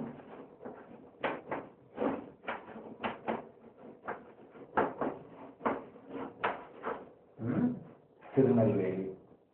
இப்போ திருநெல்வேலி எடுக்கலாமா, is plus E D, is plus E என்ன டி. அடுத்தது ஒரு பிளஸ் ஊ என்ன ரூ. அடுத்தது இந்த பிளஸ் நேல ஏ, இந்த பிளஸ் ஏ தான் நே. அடுத்தது அது இல்ல இருக்கு, இல்ல பிரிக்க முடியாது, ஏன்னா இது ஒரு மைய எழுத்து. அடுத்து என்ன இருக்கு, வே இருக்கா, வே பிரிக்கலாம் பாருங்க. அப்போ வே எப்படி பிரிக்கலாம், யூ பிளஸ் ஏ, அதான் வந்து வே. அடுத்து இ பிரிக்கலாமா, இல் பிளஸ் இ தான் என்ன லீ. ஆல்ரைட், இப்போ நம்ம இதை மாற்றலாம் பாருங்க. இத்து இருக்கு இல்லையா, இத்துக்கு என்ன டிஹெச், இத்துக்கு என்ன டிஹெச். இ இருக்கு இல்லையா, ஈக்கு ஐ. இருக்கு இல்லையா, இருக்கு என்ன இருக்குங்க ஆர் இருக்கு. ஊக்கு என்ன இருக்கு யூ இருக்கு. இந்துக்கு என்ன போட்டிருக்கீங்க, இந்துக்கு என்ன போட்டிருக்கோம் நம்ம என் போட்டிருக்கோம். ஏக்கு என்ன போட்டிருக்கோம், ஏங்கப்பா ஏக்கா, ஏக்கு ஈ போட்டிருக்கோம். இவ் இருக்கு இல்லையா, இவ்வுக்கு என்ன போட்டிருக்கோம் இங்க பாருங்க வி போட்டிருக்கோம். அடுத்து ஏக்கு என்ன போட்டிருக்கோம் இ போட்டிருக்கோம். இல்லுக்கு என்ன போட்டிருக்கோம் பாருங்க, ரொம்ப ஈஸி பாருங்க. ஜஸ்ட் அப்படியே பார்த்து நீங்க இதுல ஒன்றும் இல்லை, ஆனா இதை மறுபடியும் பண்ணணும். இது ரெண்டாவது முறையே சொல்றேன். என்ன இவ்வுக்கு, இவ்வுக்கு பாத்தீங்கன்னா என்ன போட்டிருக்கோம், இவ்வுக்கு டி போட்டாச்சு, ஏக்கு இ போட்டாச்சு. இல்லுக்கு என்ன போடுறோம் எல். அடுத்து ஈக்கு என்ன ஐ. தெரிஞ்சிச்சா திருநெல்வேலி. ஓகே, இப்போ திருநெல்வேலி. ஓகே, இதுல ஒன்று இருக்கு பாருங்க, அதாவது தி ரு நெல் நெல் ரைட் ரைட். ஒரு சின்ன இது பண்ணிருக்கோம் பாருங்க. அதாவது டியை வச்சிருக்கோம் இஸ் பிளஸ் இ, இந்த ரூமை வச்சிருக்கோம் இரு பிளஸ் டூ, நேம் வச்சிருக்கோம் இந்த பிளஸ் ஏ. இந்த இல்ல விட்டோம்னு நினைக்கிறேன், இல்ல இல்லதான் விட்டுருக்கோம், இந்த இல்ல விட்டுரும். இல்லுக்கு என்ன எல்ல, அதுக்கப்புறம் இந்த வே பிரிச்சா என்ன வேக்கு இவ்வு பிளஸ் ஏ, இவ்வுக்கு பி போட்டாச்சு, ஏ போட்டாச்சு, இல்லு இ பிளஸ் ஏ. ஓகே, திருநெல்வேலி இவ்வளவுதான் ஒரு விஷயம். திருநெல்வேலி பார்த்தீங்க. இப்போ அடுத்து நம்ம பார்க்க போறது பாருங்க. திருநெல்வேலி அடுத்து என்ன பண்ணலாம், திருவள்ளுவர் எழுதலாமா? பாருங்க.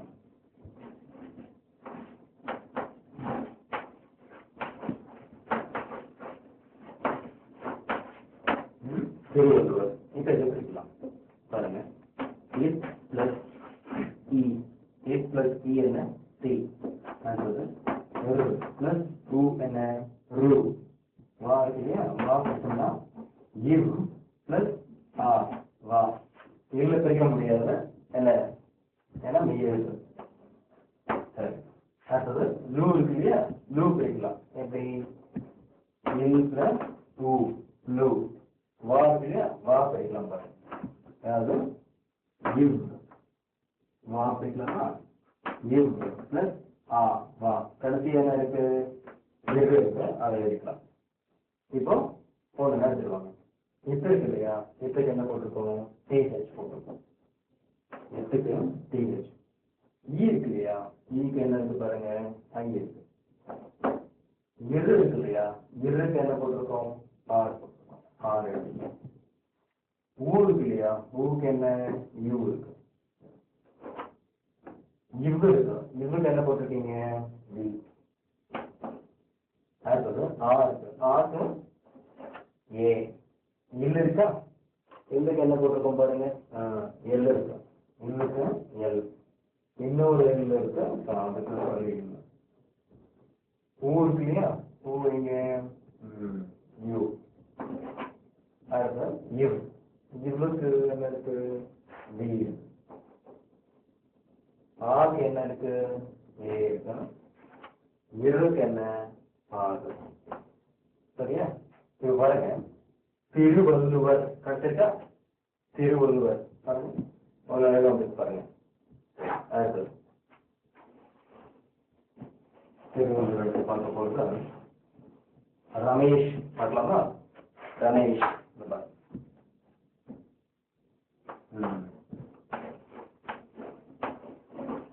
ரமேஷ்.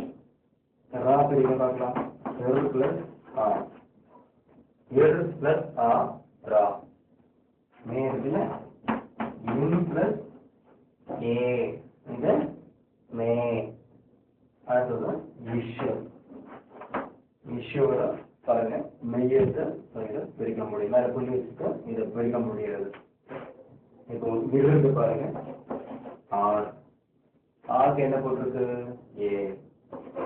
அடுத்தது இம்முக்கு என்ன, இம்முக்கு மே, இம்முக்கு எம் போட்டிருக்கோம். அடுத்தது ஏ இருக்கு இல்லையா, ஏக்கு என்ன போட்டிருக்கோம் ஏ போட்டிருக்கோம்.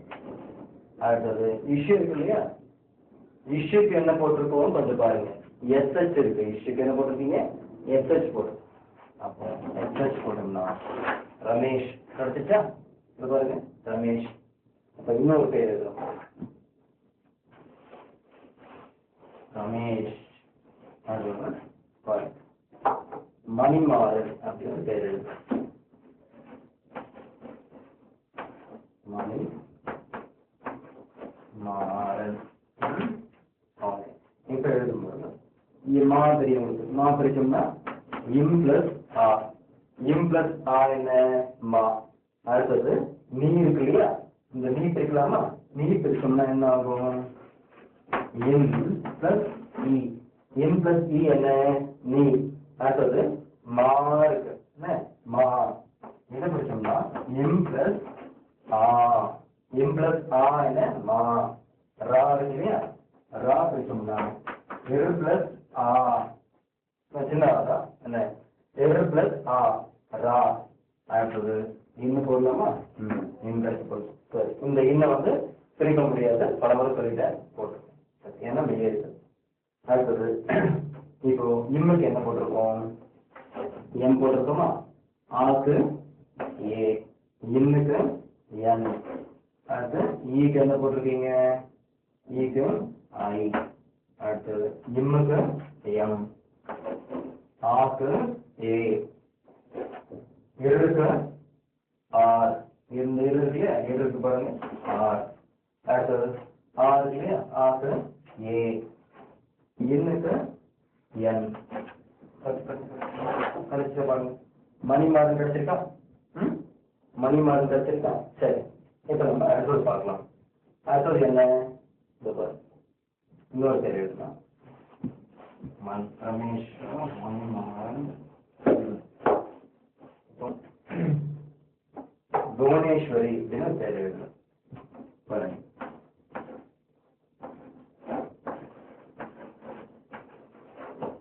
புவனேஸ்வரி. இந்த பேரு பாத்தீங்கன்னா கவனிங்க, இந்த பூ இருக்கு இல்லையா, பூக்கு இப் பிளஸ் பூ. இப் பிளஸ் பூ என்ன, பூ. வா இருக்கு இல்லையா, இதை பிடிச்சோம்னா யூ பிளஸ் ஆ, வா. மே பிடிச்சோம்னா என்ன, இன் பிளஸ் ஏ, இது மே. எஸ் பிரிக்க முடியாது, அதே போட்டுக்கணும். வா இருக்கு இல்லையா, வா பிடிச்சோம்னா இவ் பிளஸ் ஆ. ரீ பிடிச்சோம்னா பிளஸ் இ, இது ரீ. இப்ப நம்ம பார்க்கலாம். இந்த இப்புக்கு இங்க பாத்தீங்கன்னா பி இருக்கு, இப்புக்கு இங்க பி இருக்கு. ஆனா இங்க நம்ம என்ன தெரியாம போடணும், பி போடக்கூடாது, எல்லாருக்குமே தெரியும். பி போடக்கூடாது, என்ன வரணும், பி தான் வரணும். இங்க பாரு, அதனால என்ன பண்றேன், இங்க டி டி போட்டுக்கலாம். என்ன, பி அல்லது டி. அது நான் இதை பத்தி இங்க பாருங்க, நிறைய இடத்துல போட்டிருக்கேன். இங்க கே போட்டிருக்கேன், ஜி அல்லது ஜி போட்டிருக்கேன், சிஹெச் போட்டிருக்கேன், எஸ் போட்டிருக்கேன், இந்த மாதிரி ஸ்லாஷ் போட்டு இப்படியே எழுதலாம், அப்படியே எல்லாம் போட்டிருக்கேன். அது போல நான் அதை நான் இப்போ முடிக்கிறதுக்குள்ள இதுக்கு நான் விளக்கம் தரேன் என்ன ஏதுன்னு சொல்லிட்டு. இப்போதைக்கு நான் என்ன எடுத்துக்கலாம், டி எடுத்துக்கலாம். இந்த ஊருக்கு இல்ல, ஊருக்கு என்ன இருக்கு, யூ இருக்கு. அது இவ் இருக்கு இல்லையா, இவ்வுக்கு வி, ஆக்கு ஏ, இன்னுக்கு என், ஏக்கு இ, எஸ்க்கு எஸ்க்கு என்ன இருக்கு பாருங்க, எஸ் போடலாம், எஸ் போடலாம். எஸ் போனே. இவ்வுக்கு என்ன, வி போடலாம், டபிள்யூ போடலாம், டபிள்யூ போடலாம். ஆக்கு ஏ, இருக்கு ஆறு, புவனேஸ்வரி. இதுல இப்ப நீங்க யோசிக்கலாம், வழக்கத்துல நீங்க பாருங்க புவனேஸ்வரி இப்படிதான் எழுதணும். பட் வழக்கத்துல பாத்தீங்கன்னா யாரும் பியூன்னு நிறைய பேர் எழுதுறதே கிடையாது, பியூன்னு யாரும் எழுதுறதில்ல. இத டிஹெச் அப்படின்னு போடுறாங்க, அதாவது இந்த மாதிரி டிஹெச்யூ அப்படி போடுறாங்க சொல்லி. அந்த குரூப் ஆக்சுவலா வந்து பியூ தான் வரணும் போடுறாங்க. நீங்க விளக்கத்தில் எப்படி இருக்கோ அதே மாதிரி ஃபாலோ பண்ணிங்க. என்ன அது இடங்கள் அந்த மாதிரி வரும், நானே சொல்றேன் என்னென்ன சொல்லிட்டோம். ஓகே பாருங்க, புவனேஸ்வரி கிடைச்சிட்டா, இதுக்கு ஓகே வேலை கிடைச்சிருக்கு புவனேஸ்வரி. இப்ப அடுத்து நம்ம பார்க்க போறது சில இடங்களுடைய பேர் பார்க்கலாம். அப்புறம் மாம்பழம் உங்க எல்லாருக்குமே தெரியும். இது பாருங்க, மாம்பழம்ன்றது எப்படி இருக்குன்னு சொல்றேன். மாம்பழம், மாம்பழம் பாத்தீங்கன்னா இந்த என்ன, மா, மா பிடிச்சோம்னா இம் பிளஸ் ஆவாயிடும். இம்முக்கு இம்முதான். பாருங்க இல்லையா, இம் பிளஸ் ஆ. அடுத்தது லா இருக்குல்ல, லாக்கு இம் பிளஸ் ஆ. அடுத்தது இம்மு. அதெல்லாம் பண்ண முடியாது.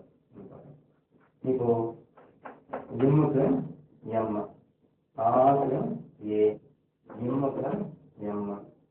இந்த இப்ப இருக்கு இல்லையா, இப்பக்கு பிஎம் போடலாம், பிஎம் போடலாம்னு சொன்னேன். இப்ப நான் போட போறது பி.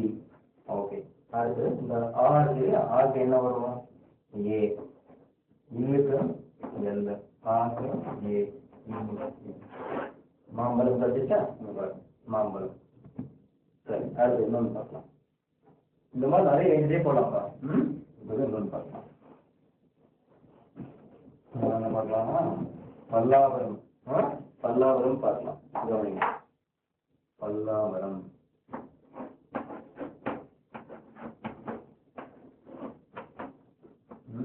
பல்லாவரம் இஸ் பிளஸ் ஆ இல்ல அப்படியே வரும். எல் பிளஸ் ஆ இவ் பிளஸ் ஆ வெறு பிளஸ் ஆ அடுத்தது இம். பார்த்தீங்கன்னா இப்போ சி இப்போ பி எடுத்துக்கணும். ஆக்கு ஏ இல்லுக்கு எல் இல்லுக்கு எல் ஆக்கு ஏ இவ்வுக்கு டி ஆக்கு ஏ எர்ருக்கு ஆர் ஆக்கு ஏ எம். பல்லாவரம் இது வி பாருங்க சரியா. பல்லாவரம் கிடைச்சிருக்கு பாருங்க. என்ன இது போல பல வார்த்தைகள் உங்களாலே எழுத முடியும். அதே சமயத்துல நீங்களும் இதெல்லாம் இதுல நீங்க தரவா இருக்கணும். ஏன்னா எப்பவுமே நீங்க இதெல்லாம் இந்த மாதிரிலாம் பார்த்துக்கலாம் எழுத முடியாது. நீங்க மனப்படமா இருந்தாதான் என்ன இது போல கரெக்டா எழுத முடியும். ஒரு 15 பீரியடுக்கு ஒரு 10-15 வார்த்தைகள் எழுதுனீங்கன்னா அதுக்கப்புறம் தானா நீங்க இந்த மாதிரி பிரிக்காமையே எழுத முடியும். சரி, இப்ப நான் இதுல இன்னும் சில விஷயம் சொல்ல வேண்டியிருக்கு. அதாவது நீங்க பாருங்க, இது ஏன் கே போட்டிருக்கேன், ஜி போட்டிருக்கேன், சிஹெச்எம் போட்டிருக்கேன், எஸ்எம் போட்டிருக்கேன், சிஎம் போட்டிருக்கேன், டிஎம் போட்டிருக்கேன், இல்லை டிஹெச் டிஹெச் இதெல்லாம் ஏன்றத இப்போ சொல்றேன் கவனிங்க.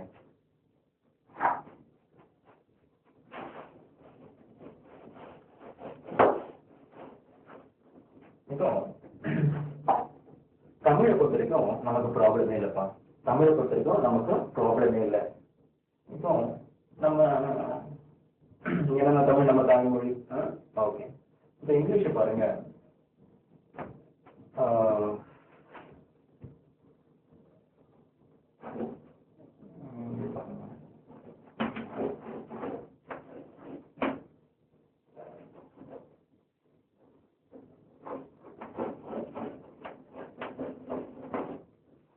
மேல இருக்கிற வார்த்தை பாருங்க, கீழே இருக்கிற வார்த்தை பாருங்க. கண்ணன் இருக்கு, மேல என்ன இருக்கேன் கண்ணன், கீழே என்ன இருக்கேன் கணபதி அப்படின்னு இருக்கேன்.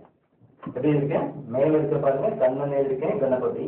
இது ரெண்டுமே காதானே, ரெண்டுமே காதானே. கொஞ்சம் கவனிங்க, கண்ணன் கணபதி. இது பாருங்க கா என்ன கா, இது என்ன க. கண்ணன் கணபதி. இதை போயிட்டு இந்த க இருக்குல்ல கணபதி, இதை கொண்டு நீங்க இந்த கண்ணன் கணபதி சொல்ல முடியாது. எப்படி கண்ணன் கணபதி அப்படின்னு சொல்ல முடியாது.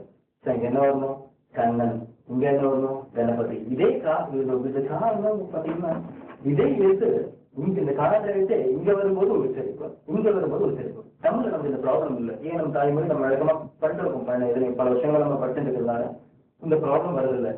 இப்போ இங்கிலீஷ்ல பாத்தீங்கன்னா இது கண்ணன் கண்ணன் சொல்லும் போது க க அப்போ கேஏ வரும் என்ன. ஆனா இத பாத்தீங்கன்னா கணபதி கணபதி பாருங்க, அதாவது வாய்ஸ் பாத்தீங்கன்னா அப்படி சத்தம் இங்க இருந்து வரணும், உள்ள இருந்து வரணும், பேஸ் வாய்ஸ். கணபதி க ஆகணும் ஜிஏ. அப்ப நீங்க சொல்லி பார்க்கணும் எப்படி வருது. கண்ணன் அப்படிங்கும் போது கேஏ வருது, கணபதி பேஸ்ல இருந்து வரும்போது ஜிஏ. K A GA. நம்ம பாத்தீங்கன்னா கண்ணனுக்கு கேஏல ஆரம்பிப்போம், கணபதிக்கு ஜிஏல ஆரம்பிக்கும். இதான் இது இன்னொன்று நடந்துருக்கோம். இன்னொன்று இது கவனிங்க அப்படின்ட்டு இதே போல இன்னொரு உதாரணம் கூட சொல்றேன். அப்ப நீங்க என்ன பண்ணணும், இதை கண்ணன் உச்சரிக்கிற லிஸ்ட்ல இருந்து வரும்போது என்ன உதவில இருந்து வரும்போது என்ன கே போட்டுக்கணும், அதாவது இதை போட்டுக்கணும் என்ன கணபதி எங்கன்னா அந்த உள்ள இருந்து வரும்போது ஜி போட்டுக்கணும். ஸோ நீங்க அதாவது தமிழ் வார்த்தை இருக்குல்ல, இந்த பேர் இருக்குல்ல, இந்த பேருடைய உச்சரிப்பு ஏற்ற மாதிரி நீங்க எடுத்துக்கணும். Right sir. இன்னொரு இருப்பேன் இது பாத்தீங்கன்னா இந்த டிஹெச் டிஹெச் இதுக்கு பாருங்க. ஃபர்ஸ்ட் என்ன பாத்தீங்க, அதாவது கண்ணன் கணபதி. இந்த கன்றதுனால கேஏ போட்டோம், இந்த கணபதி கன்றதுனால ஜிஏ போட்டோம். இப்போ பாருங்க அப்படின்னா இந்த டிஹெச் டிஹெச் இருக்கு இல்லையா, அது ஏன் டிஹெச் எங்க போடணும் டிஹெச் எங்க போடணும் பாருங்க. கவிதா. சொல்லுங்க கவிதா. அடுத்தது ராதா. கவிதா, ராதா. எங்கேயும் தா வந்திருக்கு, இங்கேயும் தா வந்திருக்கு. ஆனா உச்சரிப்பு பாருங்க, லைட்டா வித்தியாசம் இல்லை. நீங்க பாருங்க, கவிதா, கவிதா, ராதா, தா த வித்தியாசம். அப்படி தா த, கவிதா, ராதா வித்தியாசம் இருக்குல்ல. அப்போ தா அப்படின்னு வரும்போது